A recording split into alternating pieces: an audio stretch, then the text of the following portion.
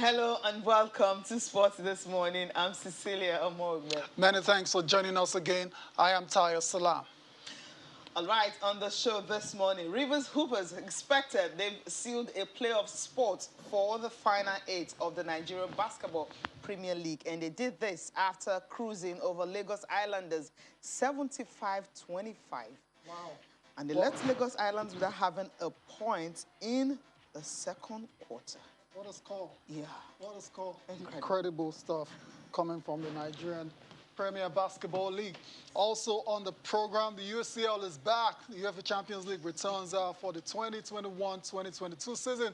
And we're likely to see this man, Cristiano Ronaldo, in action later today for Manchester United. All eyes will obviously be on him, donning another jersey to see if he can repeat the 2 goals he scored against Newcastle against Young Boys away from Old Trafford.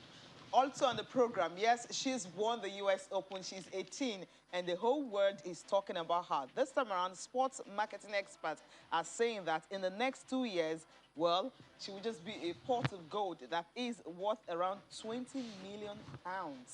Wow. No surprises at all. all. The manner in which she's gone on to win the U.S. Open and everything surrounding her. I mean, she's a good looker as well.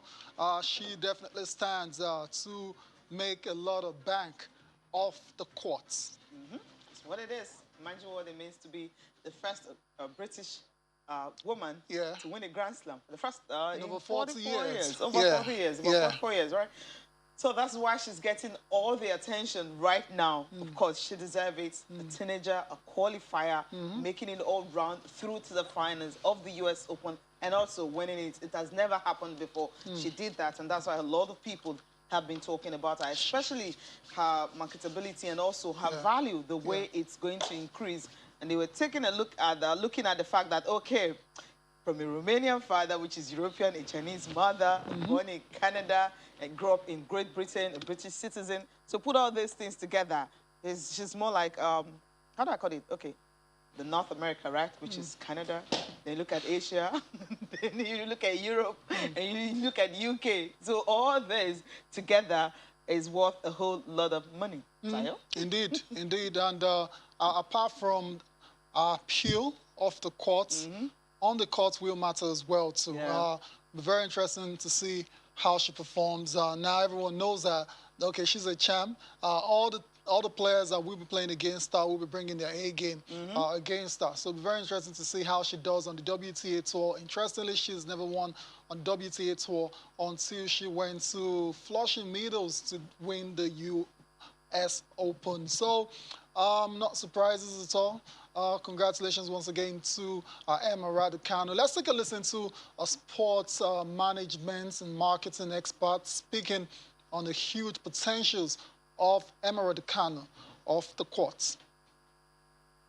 If she can make this Grand Slam the first of several, then she has, as you say, no limit in terms of how much she can achieve off the court. She's going to be hugely in demand already, but I think to sort of follow that up with sustained and continued success in the majors in tennis, we'll see her rapidly become one of the most marketable athletes on the planet. Incomparable would be someone like Naomi Osaka, who is a few years old. I think she's 23. Emma's 5 years younger than her.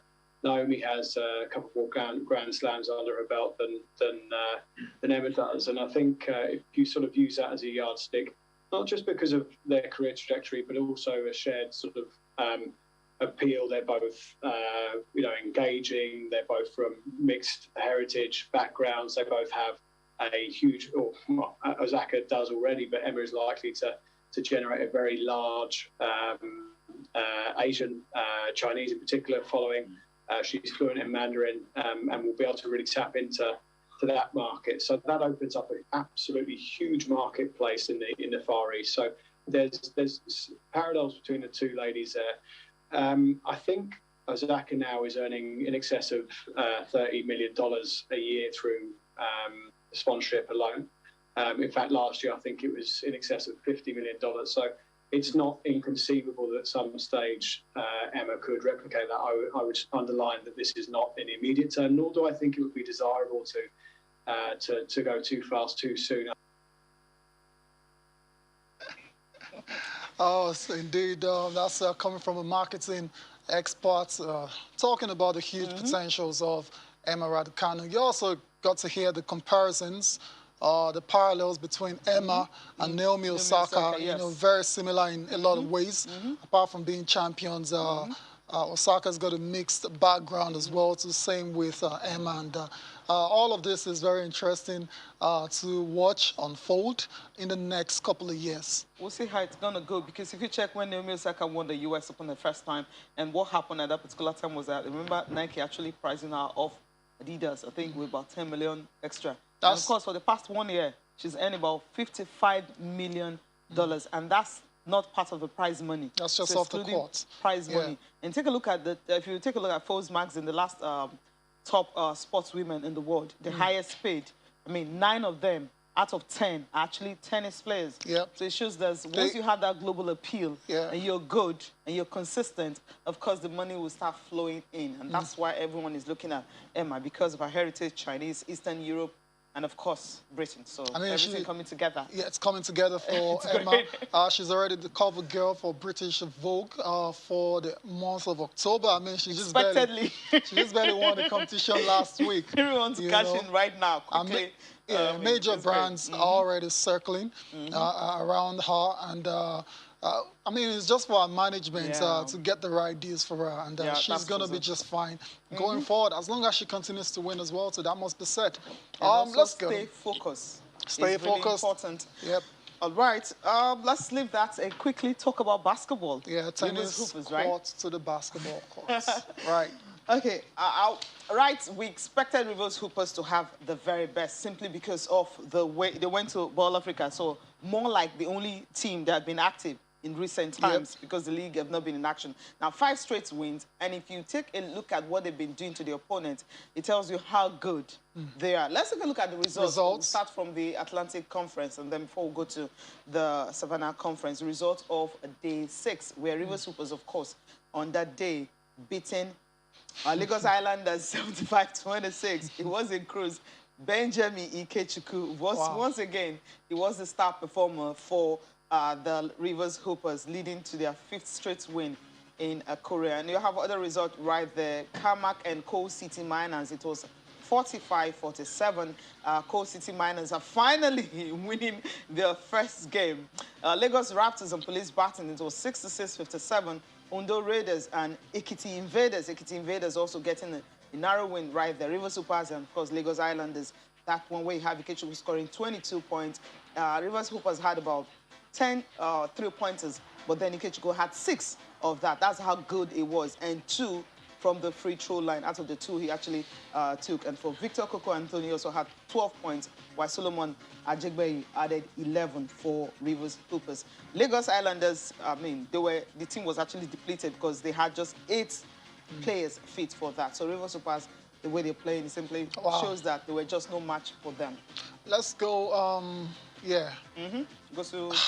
I mean, the scoreline is just ridiculous, though. I mean, 49 points. He scored only 26 points in a game. And a particular quarter, they didn't get one at all. That's just terrible. That's just incredible results coming from the Nigeria Premier Basketball League. In the Savannah Conference, Nigeria Customs were in action. They defeated the Reformers 95-65. All the Boko City Chiefs also were victorious on the day with a 70-65 victory over the Nigerian Army. Kano Pillars, one of the favorites for the Super 8, were in action against the Defenders. It was a 99-73 victory for Kano Pillars, while Gombe Bulls also got a victory 65-45 over the Benue Braves. Action will continue today in the Savannah, in this Atlantic Conference. First of all, day 7 fixtures is gradually winding down. We're getting close to the Super 8s, and some of these teams are still in contention, must be said. Ondo Raiders, they'll be in action against Kwara Falcons. Police Barton will take on Carmack. Rivers Hoopers will take on Ekiti Invaders. You expect them to continue the winning streak in that game, while Coal City Miners will take on Lagos Islanders. I'm sure Lagos Islanders will be vexing from that. Vexing, and Coal City will just be the one that will incur the wrath. All right, let's take a look at Savannah Conference. The games for today, Nigeria Army and Nigeria Customs will be in action. Of course, you have defenders and Benue Braves also. Gumbebus and Reformers and Boko City Chief and Kano Pillars will complete the fixtures for match day 7 of the Nigerian Basketball Premier League. Awesome. All right. All right, that's it for basketball. Okay, we're not leaving basketball totally. With it. Let's go international now and talk about the Tigers. They will start a World Cup qualification campaign very soon as well. So apparently there's been a few people trying to, ask about the position of the head coach. Probably interested in taking over. But the MBBF boss, Ahmed Musa Kida, has come out in very categorically to say that Mike Brown will continue as a coach of Nigeria's Z Tigers as a bid to qualify for the World Cup. Let's take a listen to Musa Kida explaining the reasons why Mike Brown is not going anywhere and there's no vacancy in terms of the D Tigers head coaching position. Mike Brown is one of the best coaches in the world, right? I mean, there's no doubt about it. I don't think his credentials are in question. MBBF was and still is very, very proud to have Mike Brown as the head coach of the Nigerian national team. There is no competition to him for the people who have expressed to be the coaches of the Nigerian national team. MBBF and myself as the president, I have very ample and a lot of confidence in his ability. I have a lot of respect for him also for the situation he found himself, the good position he found himself before the Olympics, with everything that he would have needed to compete with the American team, to compete with the Argentinian team and beat them. And for somebody like himself to adapt to what I would call the Olympic scenario, which was very unpleasant. I have a lot of respect for him because he actually, at the end of the day, said, look, hang on. I'm not in it only for the Olympics, just like him and we had discussed. I'm not in it only for an Afro-basket. I don't have the players I would have normally coached. If I go to Golden State Warriors, these are professionals, but these are just real nice kids on the block who have a lot of talent, who have a lot of potential. And he goes further to subscribe to the fact that, look, hang on, I think your program, your Nigerian basketball program, is so full of talent, it's so full of potential that President, if you allow me to work with us, we're going to now dig into the domestic part of it, into the what I would call the domestic part of the technical, like the coaches or whatever it is that we have, in a way that we can all uplift the game and the visibility of basketball within the country. So for me, I've not seen anybody who has shown that kind of commitment. MBBF boss Musa Kida speaking on the future of the Tigers coach Mike Brown. He said a lot, but what I'm taking out of it is the commitment part of it. I mean, I don't think anyone will disagree. Yes, we will. Mike Brown has been committed to the cause right from when he was appointed. Yeah, exactly, because, I mean, I've never seen a coach, no matter what was at his disposal, he did not complain. No, forget about doing years. Okay, he did not. Yeah, that's the part, because he went through a whole lot during the Olympics, and then you never heard him making excuses, except when the players started tweeting and talking about it. That's when we heard, oh, this is actually what happened. But he never said that. But even at the Afro-Basket, he had to do with the players he's got. And when they asked him, okay, you know what, you need these 4 home-based players, he took them in, even when he knew that it was going to slow down the process of him preparing the other teams and everything. So I think he's a good coach.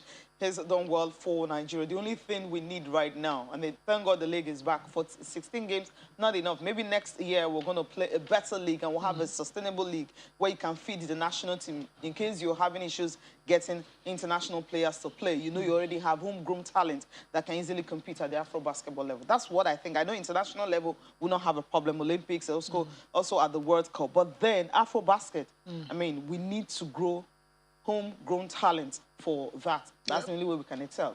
The foundation is so important. It is. I can't ignore it like they've done in the past couple of years now. Hopefully, like you said, next year there's a proper league, because this is just this is just let's just so manage get someone that will represent Nigeria at Ball the Africa. ball, right? Which is not ideal at all.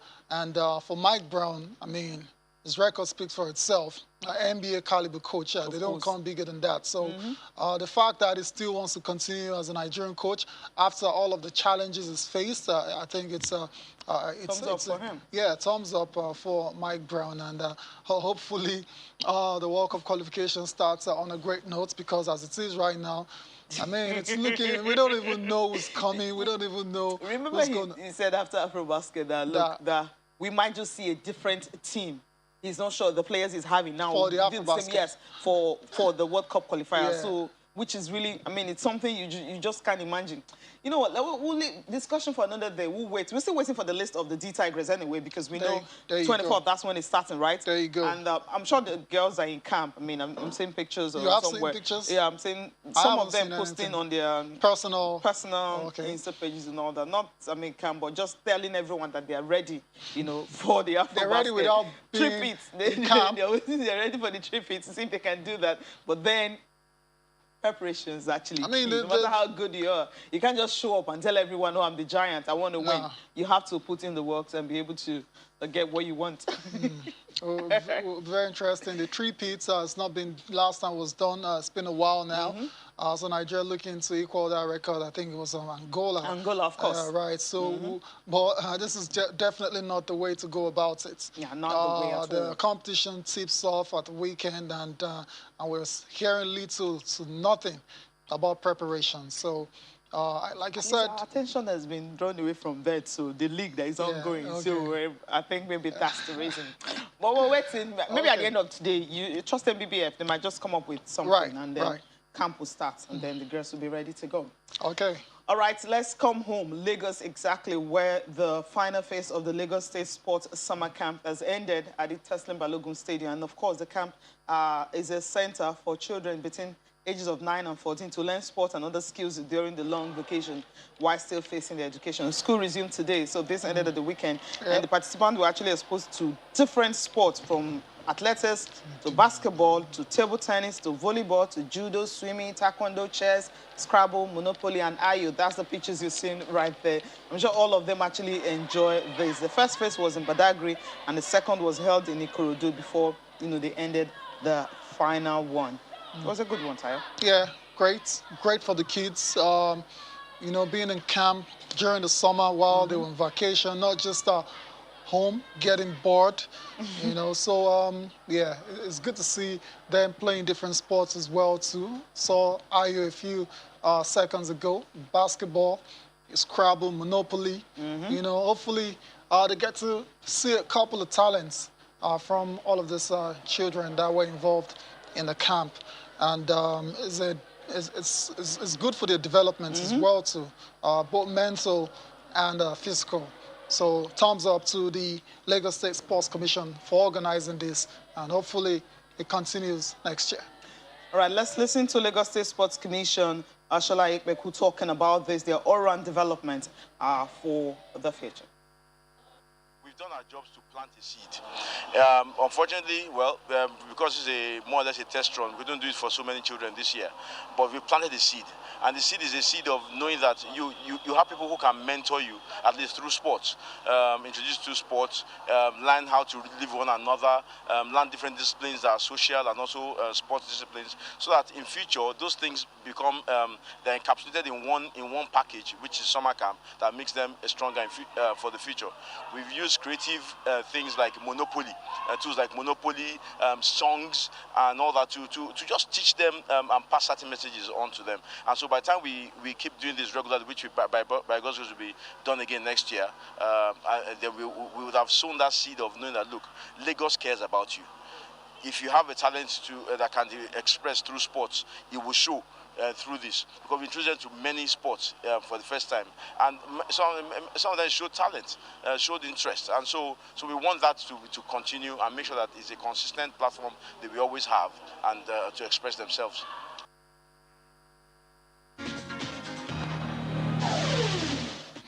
Welcome back to Channel Sport this morning. We're not three in the studio. That's because Rotimi Akindele has now joined us. Rotimi, good morning. Good morning, Taya. Good morning, Sissy. Morning. Glad to be here. Great to have you. Quick one before we talk about our next item on the NBBF Premier Basketball League. I know you've been enjoying the action, and but you've not. All right. What do you make of what you've seen so far, especially a lot of the lopsided scorelines? Well, I mean, to start with, it could have been a lot better. True. Talking about choice of venue, branding, and all of that. I mean, make people feel excited playing for something. The caveat was only we were trying to pick for the BAL, just a qualifier. And you could see the places happening and all. It's an eyesore. But, I mean, we should expect that sort of scoreline. We've not had active basketball in the country in like 3-4 years, so it's only expected. I'm sure they just had a meeting. Okay, we'll start the league in 2-3 weeks. It's just going to be an abridged league, maybe for 1 week or 2 weeks max. Yeah, and it wasn't up to 3 weeks. Exactly. See, so and then you probably have to call all these guys. Hey, come. In local parlance, they say what they play. Make sure you turn up. Yeah, so you should probably it seems like that's what I'm not surprised. Rivers United, Rivers Hoopers are probably the only ones, you know. Look ready. Yeah, they look ready and all that. So, but it's let's just see how it pans out really. But it's just there for me. That says it all.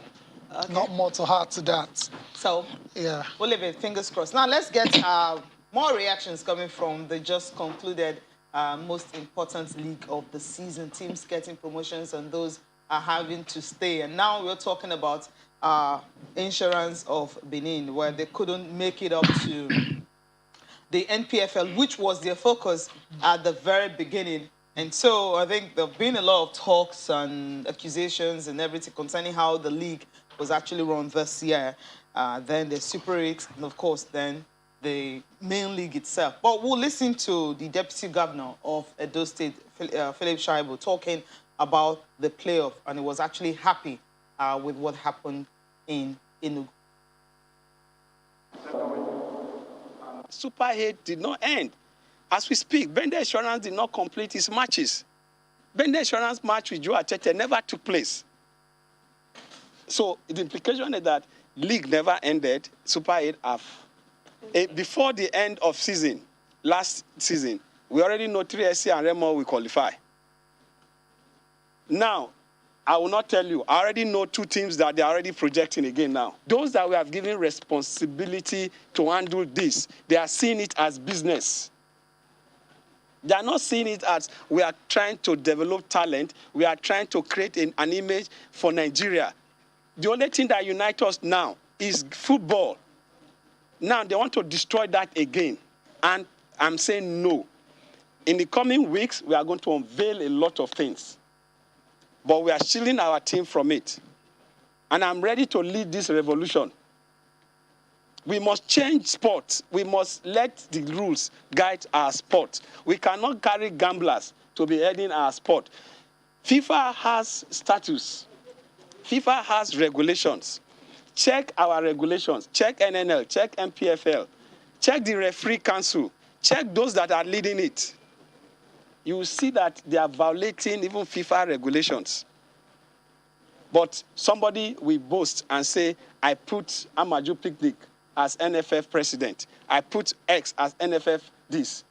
And because of that, if I talk to them, it's my own they will listen to. That have to stop. And we will pursue them to the extent that they will do the right thing. We want the right thing to be done in sports. We are celebrating Bende Insurance today because they are playing well, even when they did not qualify. And I want to use the medium to also congratulate 3SC. I congratulate 3SC, I congratulate Gombe United, I congratulate Niger Tornadoes. Niger Tornadoes, 3SC especially, I congratulate them because 3SC, Niger Tornadoes do not belong to NNL, just like Insurance do not belong to NNL. They belong to MPFA. I congratulate them.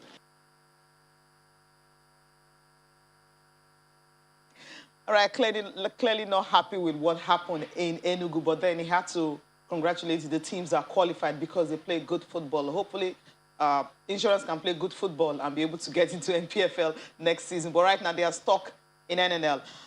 We'll be talking with Ama Ignis, that's the media officer of the Nigerian National League, to actually, maybe react to some of the things that the deputy governor of Edo State, Felix Shuaibu, talked about. He's the one in charge of sports in the state. We know how dear insurance is to his heart. That's the reason he's pouring out his heart this morning.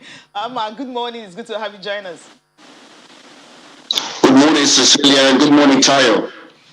Great to have you, Ama. Okay, I believe you listened. Thank you so much.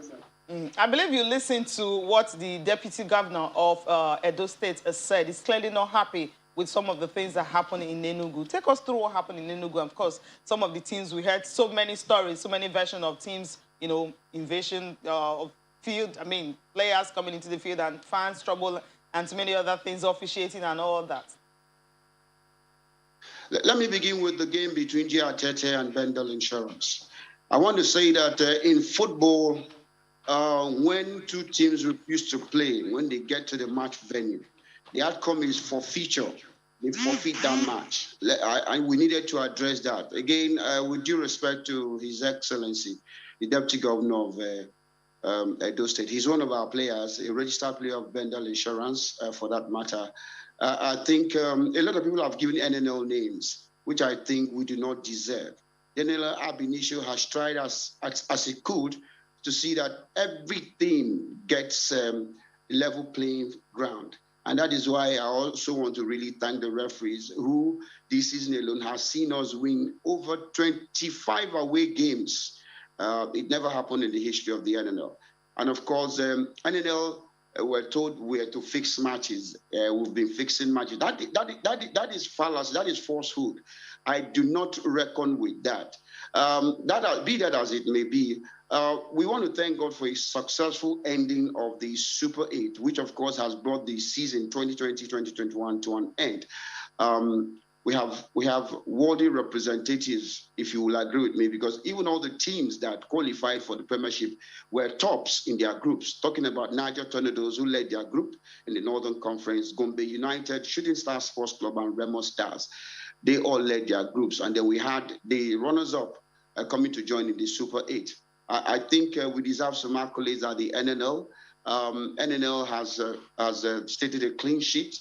We're happy also that Enugu, for again, has hosted for the second time, the NNL Super 8. The issue between Bendel Insurance and Gombe United, remember in our first game, we had some crowd misbehavior where Gombe fans became a little bit unruly, but that was able to be put on check. And so we also dealt with that matter by appropriately sanctioning Gombe United. Same applied when we had Bendel Insurance case, which we had to fine them $1 million. Bendel Insurance is one of our top teams. They actually were unlucky not to have gone far. I keep saying every team that is in NNL, they deserve their place because they were relegated. And for you to also get promotion, that means you have fought hard to gain it. I also want to agree with you that Bendel Insurance need to do more to get to the top flight football, that is the Nigerian Professional League. I saw a myriad of talents in the team. From what Coach Monday Odige did with the team, I think it could be better luck next time. And I also think that they still have the future ahead of them with the kind of backing they are getting from the Deputy Governor of Edo State, Philip Shuaibu, one of our players, who has invested a lot. And it was massive, knowing that they never lacked anything. And they were just unlucky not to have won it. The main match between Shooting Stars and Bendel Insurance saw one of the best games in the Super 8.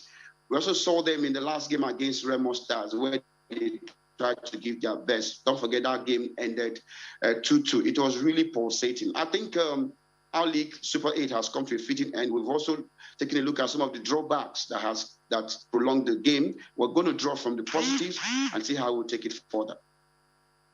Good way to end it, take from the positive and make it better next season, because there's so many questions I would love to ask you. But then maybe you're not the right person to ask. Maybe the chairman, because of what happened, the different issues concerning judgment that was given to some teams. Some were favored, some were not. And it's going to be a question for another day. But thank you so much for joining us this morning. Hopefully next season will be better, right all the wrongs that happen and make it a better league next year.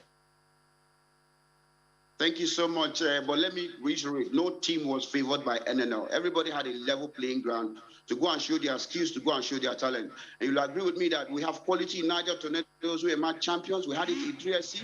We had qualities in Gombe, and we had quality in Remo. And we also had quality even in those clubs who did not qualify. They were simply just unlucky and perhaps need better preparation to take the ticket to the MPFL. Yeah, okay. Thank you so much for that. I was actually referring to, you know, crowd troubles, where some are fine, some are not. But we'll just end it there. It's going to be a question for another. Thank you so much for joining us this morning. Thank you for having me, Tayo, and of course, there's Cecilia. Thanks. You guys are doing great. Thank you. Thank you. All right. Okay. We'll leave it at that. You have something to say concerning most of the things here you talked about, the fairness of the league and everything. I think we should just take the positives. Yeah. When Nigeria as a whole is ready to fix football, we'll probably know when we're ready. I mean, the NNL is what? It's a totally different ball game. There's this desperation that has to be addressed, you know, concerning all the teams and all. So when we're ready, I think we'll get it right. Right? Hopefully. And I am also I'm hearing a couple of stories coming out of the different teams that got promotion, coaching changes and all of that. I think that's a bit more exciting. We're here. Shooting Stars might be changing their coach. Remo's probably is going to get a new coach. All sorts of stories concerning the promoted sides. Of course, as we build up to the new 2021-2022 MPFL season, we'll be talking a whole lot more about the situation. Let's get on with the show now and talk about the UEFA Champions League. It's back today, and we have some very interesting fixtures for you.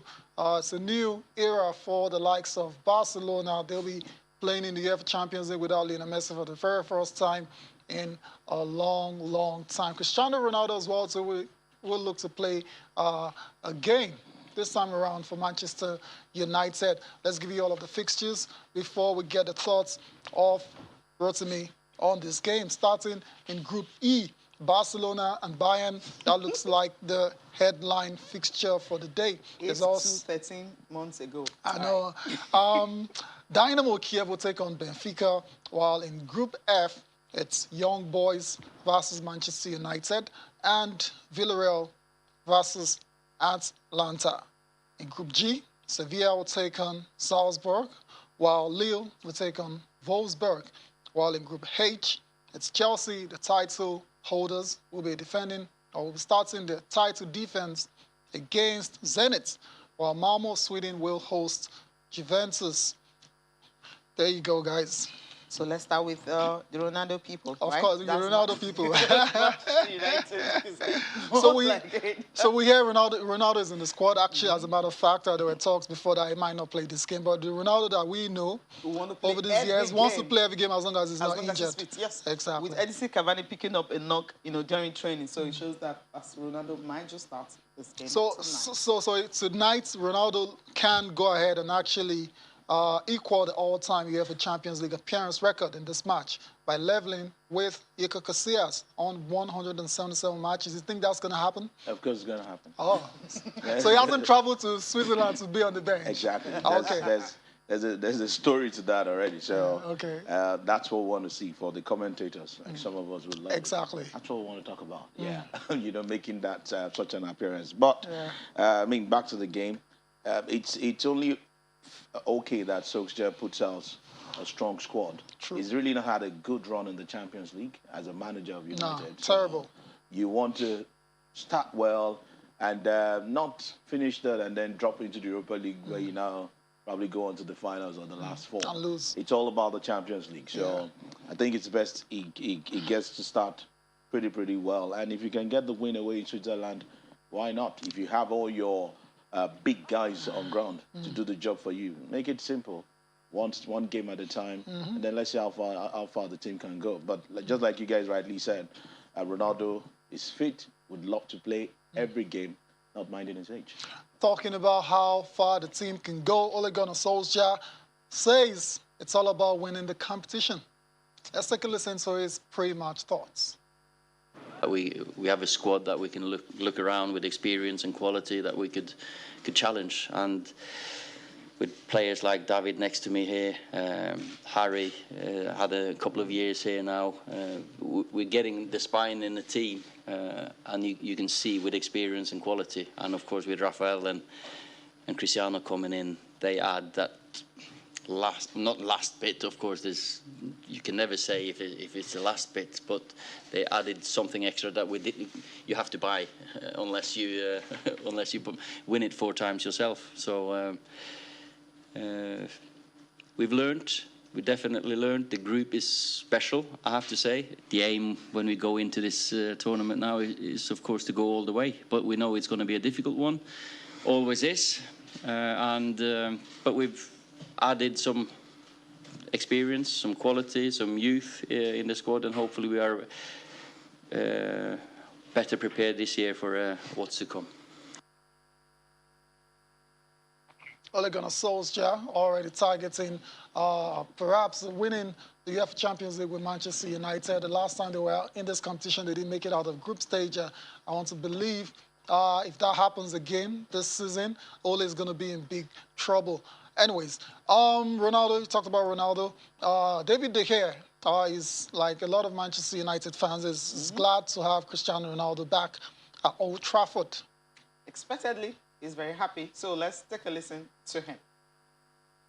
It's great to have Cristiano back at home. I think he shows already from the first day when we played at Old Trafford the other day, the impact already. He scored 2 goals, very important goals for us. And as you know the qualities, but I think they are talking before, the experience of Cristiano is amazing. So it's great for us. It's a legend here in the club already, so it's great to have him back. It's massive for us. Okay, when you have Ronaldo, you know obviously you can do literally everything. You've got a chance, you got a chance of winning games. of winning games, because you always be that X factor. Yeah. And of course, with him, maybe a title will be won this season. A title or a trophy? Okay. Okay, you're ruling out the Premier League title, all right? No, I'm not. Okay, a trophy. Okay, right. I'm trying to help you place it, because we can play this tape back next May and tell you said a title will be won. So trophy. Yeah, they can win a title, a trophy will be same. Won. And what's the difference? What's the difference? Tell us. The title. I mean, just like you winning the Emirates Cup and say you won a title. Is it the same thing? Yeah, but there is no Emirates Cup. There is the Carabao Cup, which is going to be a title if they win it. There is the Yes, it will be a title. There is the Champions League trophy. It will be a title if they win it as well. There is the EPL trophy. But he's thinking what they can win is either the Carabao Cup. That's what you think. Or maybe the FA. That's what you think. I'm not saying anything. Okay. That means not saying. Let's leave Manchester United and quickly go to Chelsea, where N'Golo Kante will not be in action today. That's according to the coaches, confirmed that he will not be playing against Zenit St. Petersburg. So it might just be a headache for them, because this guy, was literally the guy who helped them to win the Champions League last season because of the role he played. He was everything for Chelsea last season. What do you think? Well, Kante is big, no doubt, for Chelsea. But, if you look at this current Chelsea squad, they've got everywhere. Depth, they've got options. So I don't think he will be sorely missed. Yes, you probably will miss his brilliance, but then they've got fantastic replacements to help them do the job against Zenit St. Petersburg. Right. Really no worry for Chelsea. I agree. Us not to be worried about. We need to go on a break now. When we come back, we get to hear the pre-match thoughts of Thomas Tuchel on the game against Zenit, as well as Cesar Azpilicueta, the Chelsea captain, speaking on Chelsea's title defense. Join us again.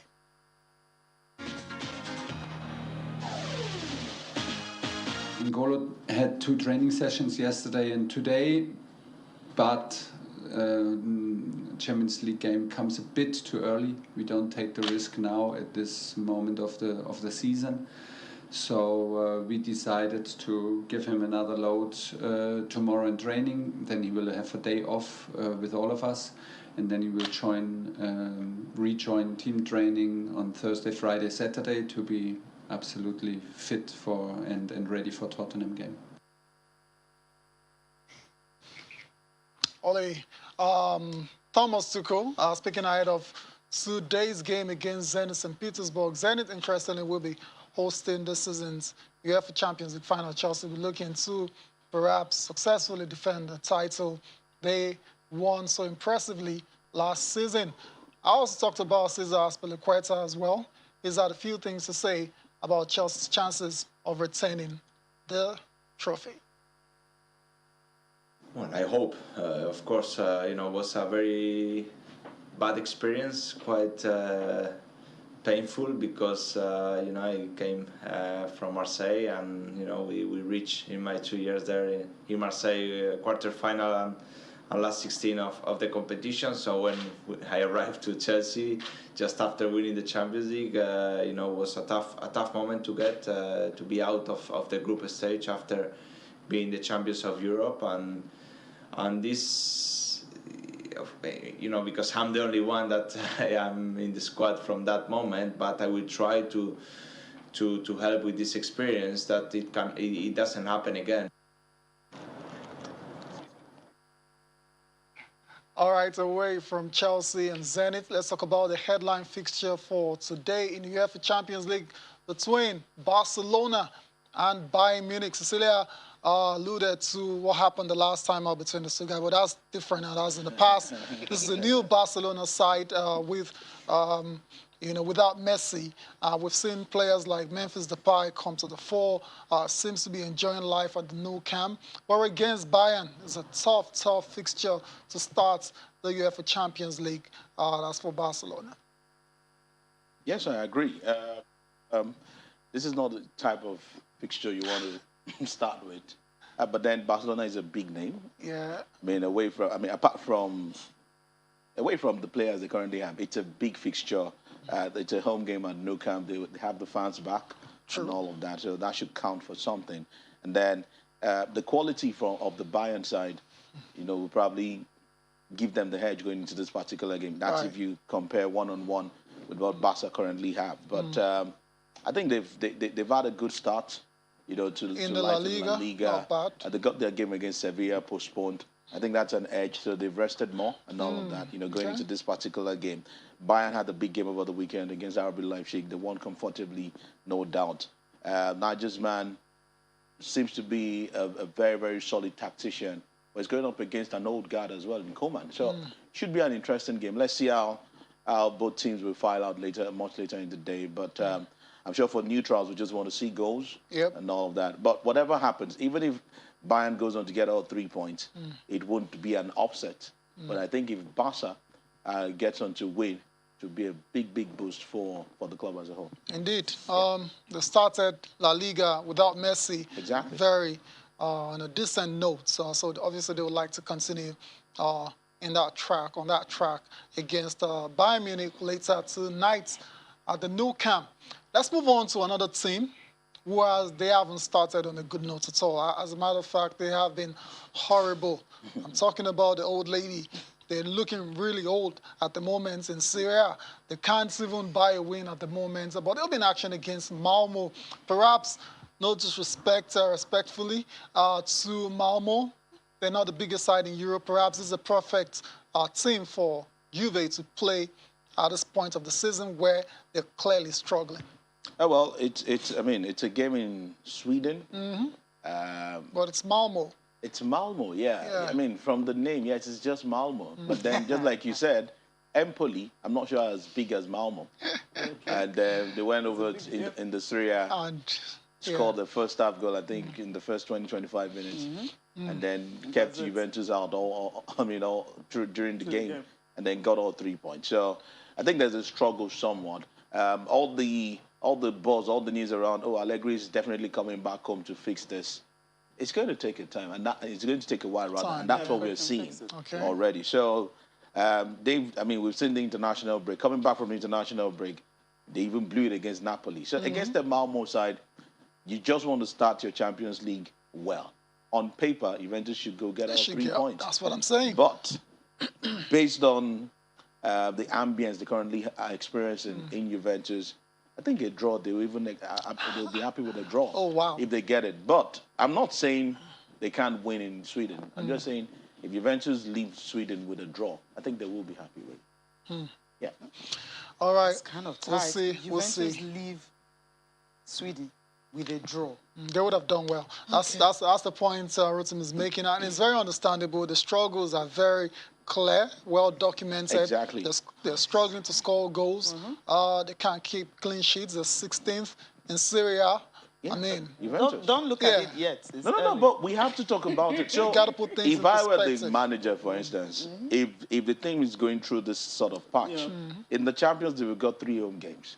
Let's try and win all home games. If we get draws from away in the Champions League, we should be happy with it. Well, you know, the thing is, what I'm talking about, it's kind of scary because you're not doing well in Serie A. You're going away from home. Maybe a win in Sweden might just be what they need to actually wake up. Yeah.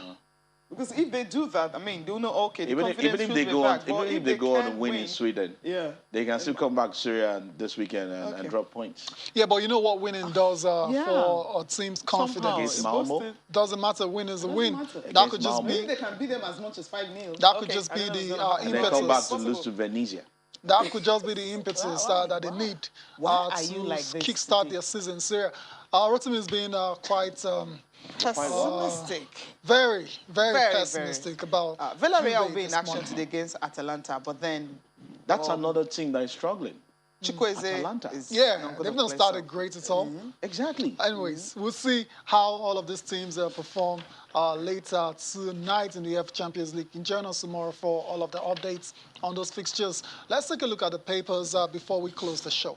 All right, I'll start with Sporting Life here. Sporting Life, you have Mauricio Pochettino saying that he never expected to sign Messi. Yeah. Yes, I was just lucky. We didn't expect that as well. Of course. Cavani is out, and Chiellini aims dig at Ronaldo. What's he saying? Yeah. Well, so I can imagine what he's talking about. Okay. I don't know, I haven't even seen the story, but Ronaldo was brought in to help Juve get over the line and win the UEFA Champions League. They invested all of that money, and Juve actually went further away from winning the UEFA Champions League. Then you blame the Juventus board, not Ronaldo. But Juventus made money from mean? Ronaldo's what do you mean you coming blame the into... Juve board? Okay, we can have the discussion. Ronaldo should have gone into Juventus and, hey, I'm helping you guys to win the Champions League. No one is when you sacked the Mauricio Sarri after winning the Scudetto, and then brought on an Andre Pirlo, who's never coached. Yeah, but even was before, that Ronaldo's yeah, fault? but even before Pirlo came in under Allegri, did they get any closer to winning the UEFA Champions League? No. And Ronaldo was brought in mainly for, I remember when that deal was done, and they invested all of that money in Ronaldo, and they actually go further away from winning the title, only for him to quit. Ask the club, not Ronaldo. Of course, it's not his fault. I'm just saying perhaps that's what our guy is talking about, killing. Ronaldo won the Champions League with Manchester United. He did it with Real Madrid over and over again. Yeah. So the fact they couldn't do it with Juve is not about him. It's about the players and the makeup of what happened at Juve. Have you seen last season? Did you see Juventus starting 11? Weren't you laughing at some point when you say Juventus starting 11? Oh, well, what's wrong with the starting 11? And check out the names in there. What's wrong with the names there? And I'm glad you said they're getting older. They've got good players. Come on, don't make it look like it's a bad squad. Alvaro Morata, Paulo Dybala, Cuadrado. Don't worry. Locatelli's there now. Today is not for Juventus. Let's continue the Enrique review. Chiesa. And there's 2022 Africa Cup of Nations, which is coming up January next year, and Eagles won't play friendlies. There's a free windows for World Cup qualifiers, so camp will just open October 4th in Lagos. That's for the game against Central African Republic. So that free windows will be used for World Cup qualifiers against Central African Republic, and there will be no friendlies. It's okay. Yeah, they can't be friendlies. Of course, it's obvious, right? It's obvious. Okay. That's what the paper is saying, so I'm just saying. And NFF clears Super Eagles outstanding match bonuses. I don't know why this is also on the papers. It has to be because, no, I mean, it has to be. Because, I mean, fallout from what one of these players said, some weeks ago now, and I think we just had to be cleared. So Pinnick mentioned yesterday that as at yesterday, the bonuses have been paid. The only ones they are still working on is the coaches, and they hope that gets sorted as soon as possible. So. Okay. It's such a shame that it can be owing. That's the thing. That's just my pain. You don't have to be owing at all. That's my problem. I see something on AJ there. Yeah, AJ said he needs to fight Fury to find out how good he really is. Of course, we know it's going to have that fight. Yeah, are you holding me? Are you not holding me? No, I'm not. Are you sure? No, yes. Okay, let's go. I will give you details. I will give everyone Let's details. take a look at Complete Sports. Chukweze's UCL debut may be delayed. Emery says Eagle Stars recover slower than expected. I'm starting to get worried for Samuel. This injury is looking everlasting. Hopefully, he can bounce back as soon as possible. Hopefully. Tuchel tells Chelsea to recreate addictive UCL win. Let's see if they can start with a victory tonight against Zenit. Ekong elated to captain Watford against Wolves. It was great to see him leading out the side, even though they lost 2-0 against Wolverhampton Wanderers. Real Madrid open to Hazard January offers. What has happened to Eden Hazard? Gosh, he looks a shadow of himself. It didn't work. The Madrid project didn't work. So it's they need to cut their losses. Yeah, they need to cut their losses. So fast. Of course, they're ready to spend anything to bring in Mbappe. Exactly. So there won't be any So need when you bring in an Mbappe, there will be no need for Hazard. What else Hazard doing there? So Hazard, personally, he should just plead with his agent, get me back to England. Let me get my career started. At least you can play with Watford or any of those other clubs and resurrect your career, then later you go back to Chelsea. But one we need to leave of the this top studio four now. will probably still pick him up. Come on, Cecilia. Top four. Who? Yeah, in England. Thank you so much for coming on the program. Man City will pick him up, so we know that. And Chelsea will pick him back up. And Man United is not interested. And of course, Liverpool would not pick him up. Maybe perhaps Chelsea. Perhaps Chelsea. Sentimentally, the midfield is choked. Thank you so much. Yeah, perhaps. They will not do that. They won't do that. Okay. All right. Thank you so much for watching. I'm Cecilia Mogbe. Have a fantastic day. I am Tayo Salam. Join us again tomorrow.